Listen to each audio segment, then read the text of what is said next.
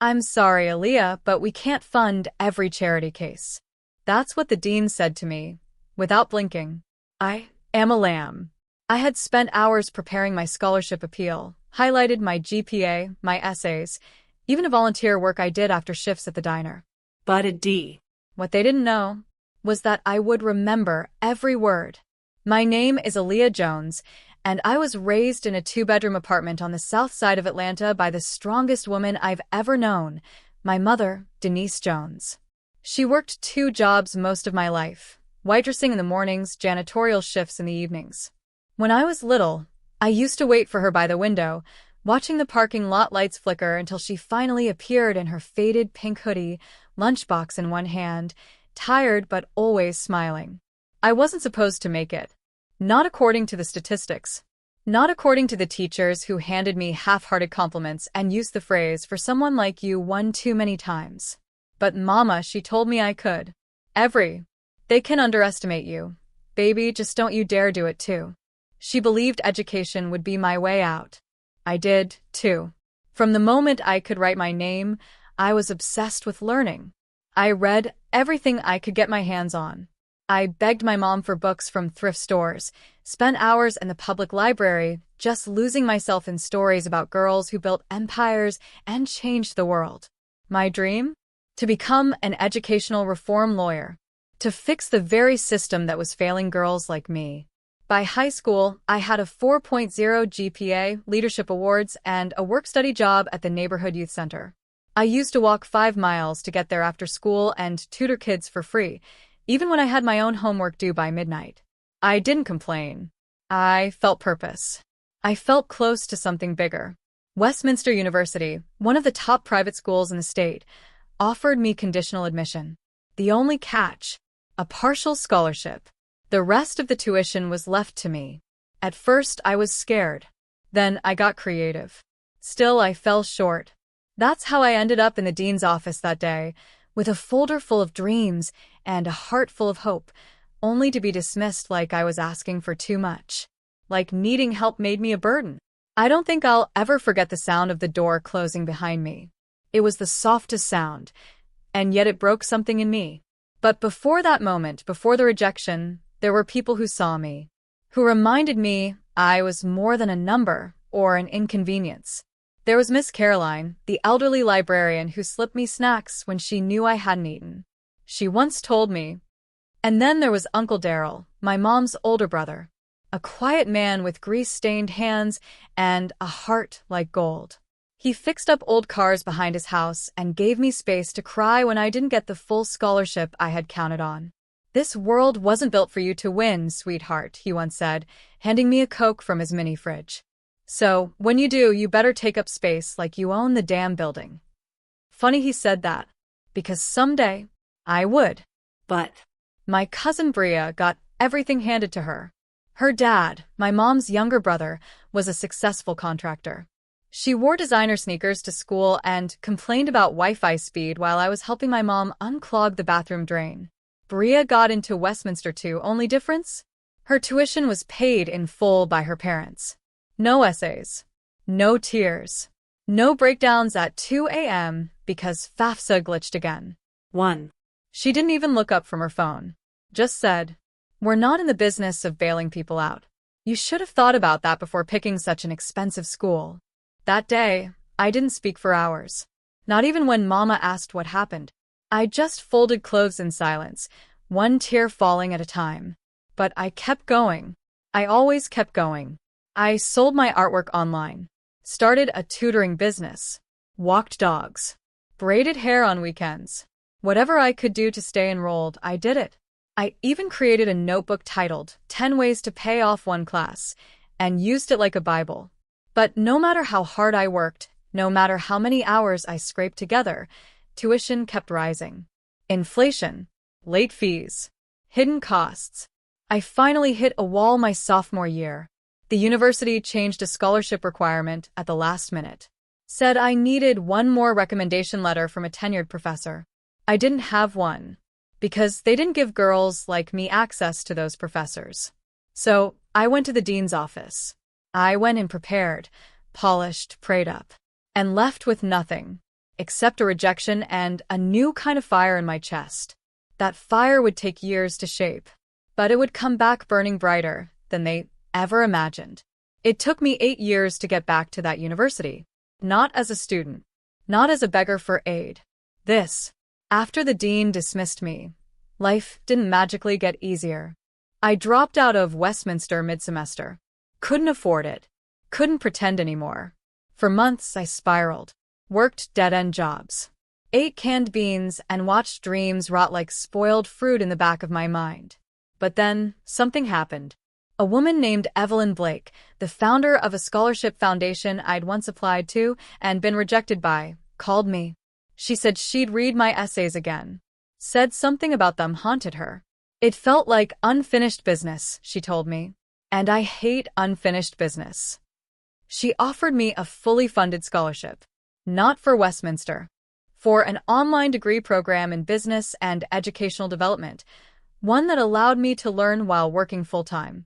It wasn't glamorous, but it was mine. By day, I cleaned classrooms at a local charter school. At night, I studied relentlessly. During weekends, I interned remotely with Evelyn's nonprofit, eventually earning a mentorship from a woman who taught me the ropes of grant writing, educational equity, and most importantly, real estate finance. Because Evelyn didn't just fund scholarships. She bought buildings. Old ones. Historic ones. Abandoned schools and libraries. She'd refurbish them into learning centers, arts programs, after-school sanctuaries for kids like me. I watched her work magic with spreadsheets and blueprints. I learned fast. And when Evelyn passed away from pancreatic cancer 3 years later, she left something behind for me. Her entire foundation. To Aaliyah Jones. I wept like a child the day I read that letter. And then, I got to work. Over the next 4 years, I expanded Evelyn's mission. I turned that little nonprofit into a statewide movement. I built community libraries in neighborhoods they'd forgotten. I started a mentorship pipeline for young Black girls interested in law and education. I got invited to panels, boards, and finally, real estate circles. One morning, a proposal landed on my desk from a development group. They were offloading an old property in Atlanta's downtown district. Said it was once part of a college campus. Said the building had fallen into disrepair. Needed too much renovation. Too many permits. Too much hassle. When I clicked open the PDF and saw the photo, I stopped breathing. It was the old administrative building of Westminster University. I stared at that picture for a full 5 minutes. Same stone pillars. Same iron gates. Same cracked walkway I used to tread nervously, holding folders I'd prayed would convince someone I was enough. They were practically giving it away, because no one saw the value in it anymore. Except me. 6 weeks later, I walked through those gates again. This time in heels, not sneakers. In a tailored navy blue suit, not a hoodie. And this time, I didn't come to beg. I came to sign. The legal team accompanying me looked confused. Miss Jones, are you sure this is the site you want? It's structurally outdated. Yes, I said, my voice steady. As we walked inside, dust clinging to the stale air, I made a decision. I would renovate it. Not just the walls and ceilings. The name, the culture, the narrative. A few weeks after closing the deal, I sent a formal letter to the university's board. I offered to lease the renovated space back to them, but only the classrooms. The administrative wing? Off limits. I included new terms. Market rate leasing. Educational programming requirements. Full scholarships for underrepresented local students, managed by my foundation. And then I requested a meeting. The board accepted. So did the dean. Same man. Still had the same thinning hair and smug posture. But now he had to shake my hand. Miss Jones, he greeted, forcing a smile. What a surprise. I didn't smile back. Instead, I reached into my leather folder, the same kind I once brought as a student, and pulled out the property deed, the lease contract, and a copy of Evelyn's will. Before we proceed, I said calmly, sliding the papers toward him, you might want to take a look at these. His fingers twitched when he saw the signature. His eyes flicked up to mine. You own the building, he stammered. I do. Silence. You could hear the hum of the AC unit kicking in. I leaned back, mirroring the very posture he used when dismissing me years ago. You see, Dean Carter, you may have refused to invest in me then. But now, I'm the one deciding who belongs inside this place. His face flushed. One board member cleared her throat and asked if I was serious about the scholarship clause in the lease. I looked her dead in the eye. Dead serious. This building doesn't open unless those students get what I was denied. They signed. They had no choice. The university was desperate for space after a recent storm damaged 2 of their other halls. Funny how karma knows how to schedule a disaster. I didn't stop there. We renovated the building from top to bottom. Glass walls, green space, solar panels. But we also added a resource room in the East Wing. A place where students could get free food, toiletries, job leads, and mental health support. I named it the Evelyn Blake Empowerment Center. In the atrium, I hung a plaque with the quote that had carried me through everything. They can underestimate you. Baby, just don't you dare do it too. Denise Jones. Every time I walked past it, I smiled. Not because I'd won, but because I had transformed. I thought signing the papers would be the final chapter. But closure doesn't arrive on a signature line. It comes when the people who tried to belittle you are forced to see you, not just as a success story, but as their equal, or worse for them, their superior. And that realization breaks them. Dean Carter kept trying to pretend everything was normal. He smiled a little too hard, laughed a little too loud, called me Miss Jones, in a tone laced with both politeness and panic. But I could see it in his eyes, the unease. He knew that every time he walked into that building, he was walking into my space. Not his. Mine. And it showed. He flew. At the 3rd board meeting, I calmly asked, Dean C.A. Hey, Blinn. I tilted my head, smiling just slightly. Yes, I remember. That equal treatment included denying me a tuition appeal despite a 4.0 GPA and community service hours. Just wanted to make sure your memory's working. You could have heard a pin drop. One of the newer board members, a woman named Dr. Monroe, leaned forward, intrigued. Wait, you applied here before? I did. I was rejected due to a missing recommendation. But I'm here now, and making room for the next version of me. Dean Carter looked like he wanted the floor to open and swallow him whole. Good. Bria, yes, that Bria, came storming into my office 2 weeks after the renovations began. She barged in like she still lived in my world. So you really bought the building? She asked, arms folded, voice bitter. I didn't look up from my laptop. Just said, no. I restored what was broken. You wouldn't understand. That lit her up. You think you're better than us now? Just because you've got some foundation and fancy office with exposed brick? I finally looked at her. She hadn't changed much. Still wore flashy brands, but the energy was different, less confident, more desperate. No, Bria, I said, rising from my seat. I don't think I'm better than you. I think I worked harder while you slept easy. And now, I'm reaping what I planted. She scoffed. I told Aunt Denise, she raised you to be too prideful. That stopped me. Because in that moment I realized this wasn't about pride. It was about power. The kind they never thought I'd have. The kind they now couldn't control. The confrontation didn't stop there. At our quarterly education summit, the university requested use of the Evelyn Blake Auditorium. They assumed it would be granted. After all, hadn't they leased the space? They didn't read the fine print. Usage of premium spaces required community givebacks, mentorship hours, student volunteer service, and diversity recruitment plans. Dean Carter emailed me directly. This is unnecessary bureaucracy. You're making things difficult. I replied. What's difficult is succeeding in a system designed to fail you. If you'd like access, you'll meet the same standards your students must meet to thrive. He didn't respond. But the next week, he showed up at my office unannounced. Miss Jones, he said, voice tight. Let's talk. Face to face. I gestured toward the visitor chair. Go ahead. Talk. He sat, folded his hands like he was preparing for battle. I know we've had history, but this building, it's symbolic for our institution. We'd like to request permanent usage rights beyond the lease term. I stared at him. You want me to give it back? He shifted. Not give. Just collaborate. I leaned in. You mean collaborate the way you collaborated with me when I was 19? When I begged for a chance, and you said no. He looked down. I was doing my job. And I'm doing mine now, I said sharply. Except I do mine with integrity. He stood, clearly agitated. You're being difficult. Ah, there it was. The classic gaslight phrase. No, I said, my voice cold. I'm being thorough. I've worked too hard to be anyone's token or shortcut. If you want something, earn it. And then came the shocker. A month later, I received a private message on LinkedIn. Lisa, Bria's younger sister. We hadn't spoken since we were teens. She was always quiet, always in Bria's shadow.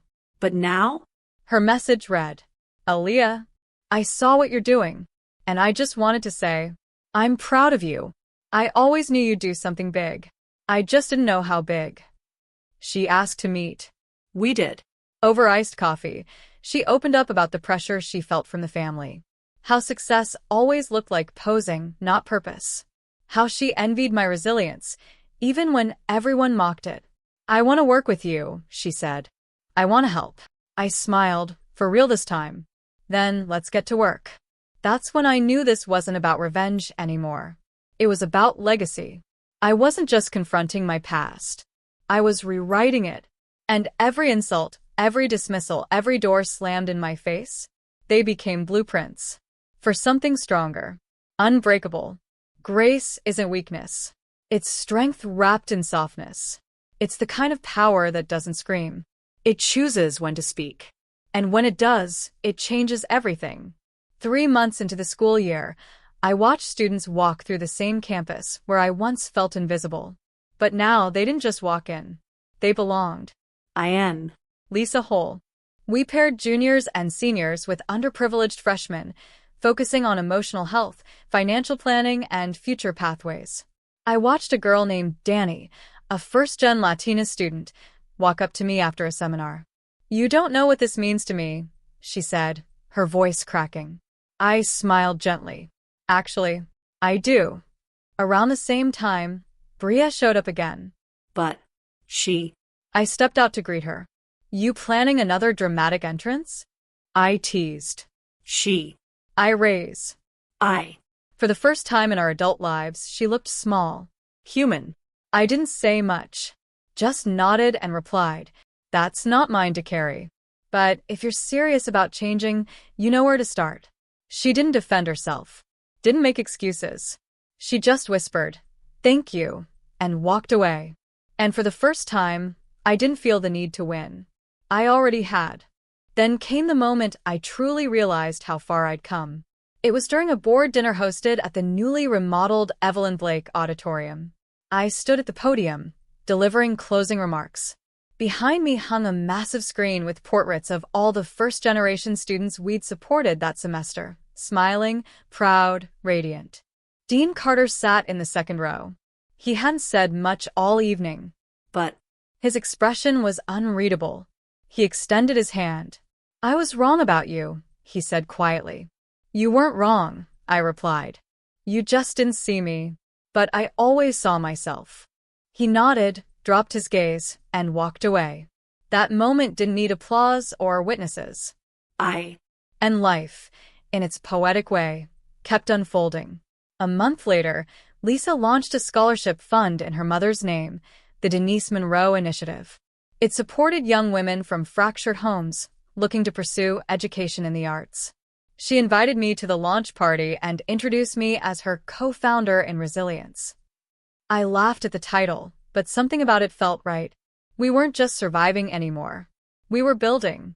I even had a moment with Aunt Denise. She'd been distant, maybe even embarrassed since I bought the building. But one Sunday she called. Come over. I made banana pudding. Banana pudding had always been her peace offering. I sat across from her, the silence between us heavier than the dessert.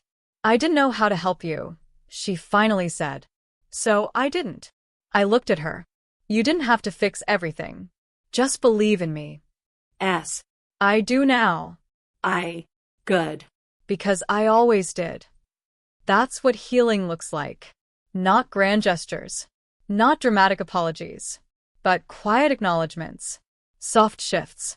And the grace to move forward. One final piece remained. There was an old photo in my childhood room. Me at 6 years old, wearing a paper graduation cap, holding a homemade diploma. My mom had written on the back. I hadn't looked at that photo in years. But after everything, I went home, found it in a dusty box, and brought it to my new office. I placed it on my shelf, just beneath my real diploma. Not from their school. From mine. The one I built. Closure doesn't come all at once. It's layered in every boundary you set, every person you forgive without letting them back in. It's in knowing your worth no longer needs outside approval. And that is the real power. 6 months later, the school building looked nothing like it did the day I stepped inside. Gone were the chipped paint, flickering lights, and empty halls filled with old ghosts. Now, warmth radiated from its walls. The entryway had been redone with soft amber lighting and inspirational quotes from changemakers carved into the archways. Children from the community now came every Saturday for free tutoring. Mothers came for evening financial literacy classes. The art wing had been reimagined, colors splashing across canvases, dreams being born in brushstrokes. It didn't just house students anymore. It housed hope. I stood in the middle of the lobby one Friday evening, watching a small boy with glasses flip through a science book like it held the secrets of the universe. His mom stood nearby, eyes misty. He never used to like school, she said. But now he won't stop talking about Miss Aaliyah's library. I smiled, moved. Maybe school didn't change him. Maybe he just found someone who finally made space for who he really is. She touched my arm gently. You made this space. Thank you. I didn't know what to say. So I just said, he's going to do great things. Because he would. Because now he could. Lisa walked in, holding a box of fresh brochures. We're full for next semester, she said, beaming. We had applications from 3 neighboring counties. The foundation was growing faster than we could have imagined. She set the brochures on the welcome desk, then turned to me. You know, sometimes I think we didn't just build this for the kids, she said. I glanced at her, curious. Then who for? She smiled. For the versions of us who never got to feel this free. That hit deep. Because she was right. We weren't just creating access. We were healing old wounds. One program. One conversation. One safe space at a time. Even Bria started volunteering twice a month. No grand speeches. No performative guilt. Just quiet effort. Real change. One afternoon, she pulled me aside and handed me a notebook. I found this in Mom's attic, she said. It's yours. It was my old journal. The one I kept when I was 15 when I dreamed of running my own education center. Flipping through the pages was like time traveling. And there, on the very last page, in messy ink, I'd written, I don't want to be famous. I want to be useful. I closed the book slowly, smiled. Mission accomplished. We hosted a winter community dinner on December 19th, just before the holidays. Families brought home-cooked food. Kids performed songs. Elders told stories. And in the middle of it all, we unveiled a surprise. The new Legacy Room. A museum-style space filled with artifacts from first-generation trailblazers, including local heroes who'd never had a platform before. At the entrance, a plaque read, For every dream that was once denied, and every child who dares to dream anyway. My grandmother's quilt hung on the wall. So did the first rejection letter I'd ever received from the very university that now rented space from us. And above it all, a photo of my mother, holding me in her arms, with the words she wrote all those years ago. One day, you'll change the system. As people walked through the room, I stepped outside for a breath of cold night air. Snow had begun to fall softly. I wrapped my scarf tighter, looked up at the glowing windows of the school, and felt something I hadn't felt in years. Peace. Not just pride. Not just success. But a calm, sacred peace. The kind that only comes when you've returned to the place that broke you, and you've rebuilt it in your own image. Someone stepped beside me. It was Lisa, holding 2 cups of cider. Snow on the last night of the year, she said. That's gotta mean something. I took the cup, smiled. It means the next chapter's about to begin. She nudged me. You thinking of expanding already? I looked toward the horizon. Not just expanding buildings, expanding belief. She laughed. I'll follow your lead. And I knew she would. Because what started as a story of revenge had become a movement. A mission. A miracle in motion. Before we went back inside, I looked up one last time at the wooden sign above the door, engraved in gold. The Aaliyah Jones Center for Equity and Empowerment. And I remembered the words of my grandmother, long gone now but never far from my heart. Baby, they may try to write your story for you, but never forget, you hold the pen. I held it now, firm and free, and I was writing not just my own ending, but a beginning for so many more. Scene closes on a wide shot. Children laughing inside warm hallways. Snow falling gently outside. Aaliyah standing strong beneath the sign bearing her name. Legacy. Love. Light. They refused to help with my tuition. So I bought the building. And now, I'm building something they never even dreamed of.